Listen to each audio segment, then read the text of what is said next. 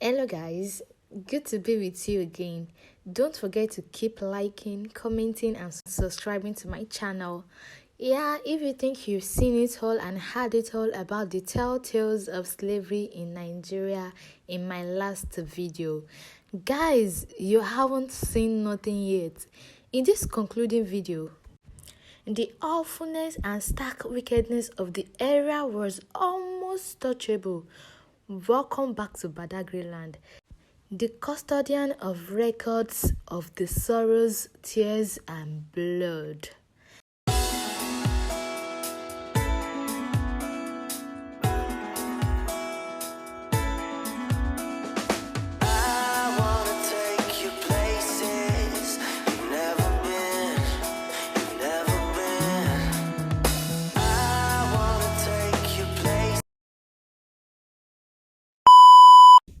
So you are welcome.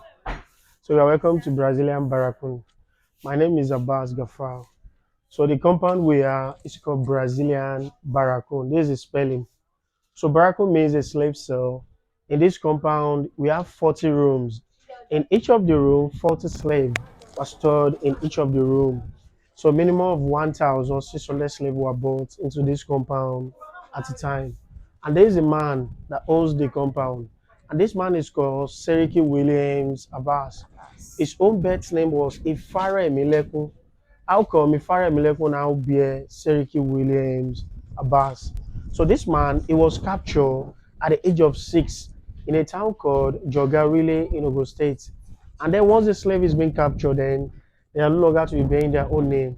They bear their master's name or whatever any name their master chose to give to them. So the first person that bought him is Abbas. Abbas came from Idaume. Idaume today is in Benin Republic. He took him down there, and later on, Abbas resold him to a white man called Williams. It was a Mr. Williams that took this man down to Brazil and also used him as a domestic slave. So when he was in Brazil, Williams sent him to school. He taught him how to read and write, and later on, he called the man. If you want me to release you, you work for me. So that's the condition given to the man before the man was released. So he brought him back to Nigeria. When he came, he first settled down at Lagos Island. So as I'm talking to you now, this man has so many houses in Lagos Island. Wow. Before moving down to Badagry to come and settle down. And when this man came to Badagry, he was given a title called Seriki Muslimi of Badagry. So Seriki means head of the Muslims. So that's why the man is wearing Seriki Abbas. His own birth name disappeared from the name. So when this man came to Badagry, he also went back to Ogun State where he was captured. He founded two towns in Ogun State. He founded Aito in 1902. So when you get to Aito today, you see the status of the man at the roundabout to Aito. And also founded a town called Idogo, also in Ogun State. So I'll talk about the man later. Okay. So these are some European products they use in the exchange of slaves. In Nigeria, then they spend cowries. The white people cannot use our own money. And that's why they brought all these items using the exchange of slaves. Okay. A value of an umbrella, 40 slaves. Before you can have one umbrella, you will need to bring 40 40 slaves. slaves. We still have one of the umbrella in our museum up to date. Today. Wow. A bottle of gin, 10 slaves. 10 slaves. So the big canoe gun, 100 slaves, while the small canoe gun, 40 slaves. Wow. The kettle and the bead and the brass dish are the items given to Seriki by the Brazilians as a gift. A mirror doesn't have a specific number. It depends how you can bargain with the white people. Okay. Ceramic bowl, 10 slaves. A dingon, 40 slaves. 40. And these two entries have here since 1840. 1840. Yes, when this compound was established in 1840. So let's see the slave cell. Okay. Wow.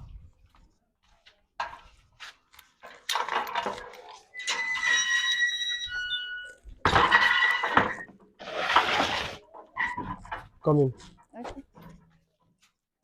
So this is the man we are talking about, and this is how the man is normally dressed as a Seriki then.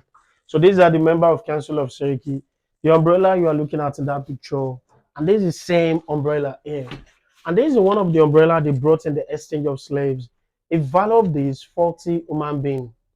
And this umbrella now is born at 200 years old. Wow. So this is the same umbrella the former vice president of Nigeria. Professor Yemi Oshibajo came to see in this compound in the year 2019. Wow. So we have some chain they use on the slaves, and this chain is called heavy chain. The heavy chain is meant for the stubborn slaves. Okay. So why this one is called ankle shackles?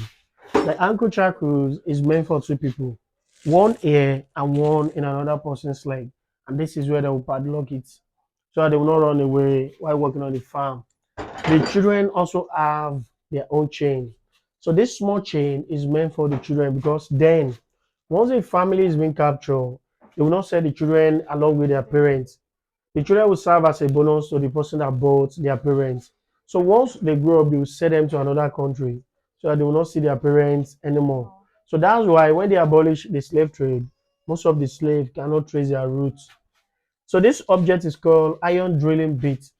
Iron drilling bits, they use it to write their name at the back of their slaves in order for them to identify their slaves. Anytime they want to use it, it will be very, very hot. So during that period, most of the slaves die because they cannot bear the pains. This place we are now is called a waiting cell. 40 people are going to this room. And once the 40 people are in the room, there is a door here before they will lock up the door. They use 3 months to 4 months before they can leave this room. And this is where the wee wee and this is where the poo poo. You can imagine how this place will be messed up then. So come in. So 40 people are stored in this inner room.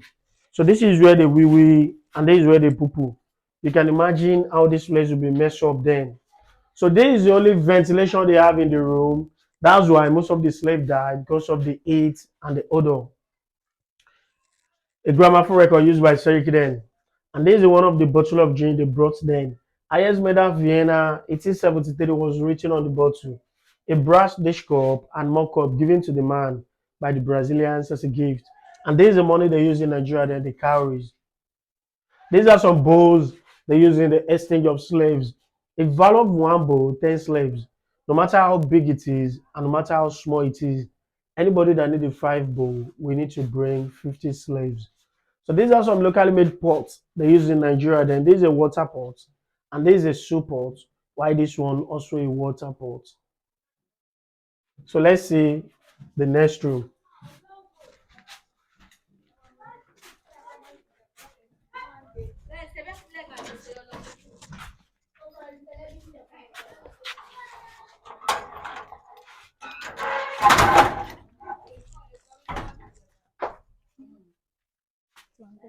So as a Seriki then, this is how Seriki is normally dressed.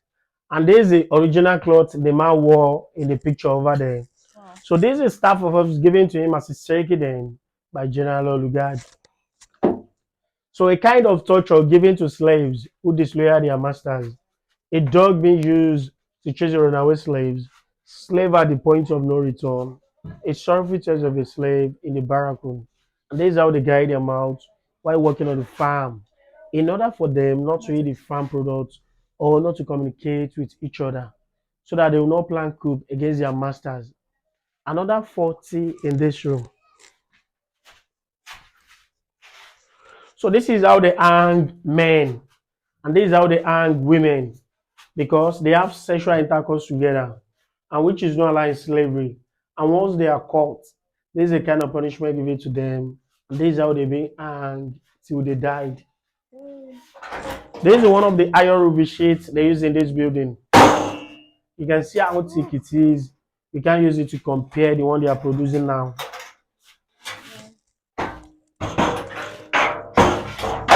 These are the daughters and sons of Seriki. Seriki has 5 wives and also have 11 children.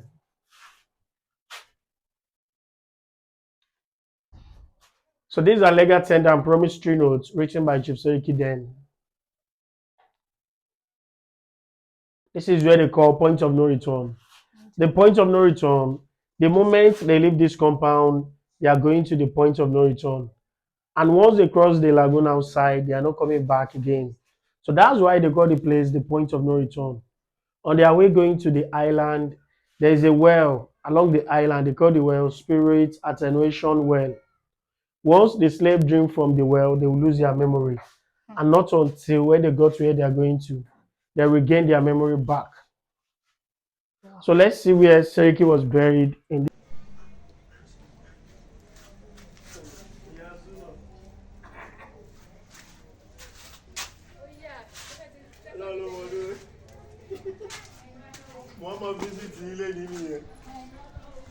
So this well was dug in 1847 by the slaves, and this is the water that served the slave in this compound then, and this water is still serving them up to now. So because the people that live in this compound still make use of the water. So let's see where Seriki was buried in this compound. I know the.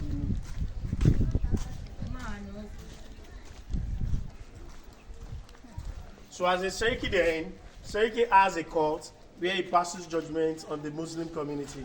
He's the head of the Muslims. So anything that has to do with Muslim affairs, and this is where they sort it out. And that's the chamber over there where he relaxed himself after the judgment. So this is where Seriki was buried. Seriki died 11 June 1919. Chief Seriki died 11 June 1919. And this is where the man was buried by the Muslim community.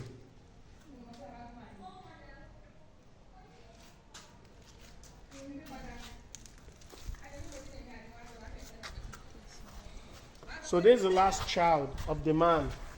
The last child, he was 6 years old when his father died, was born in 1913, and his father passed away in 1919. And he also passed away in 1987. He was 74 years when he died.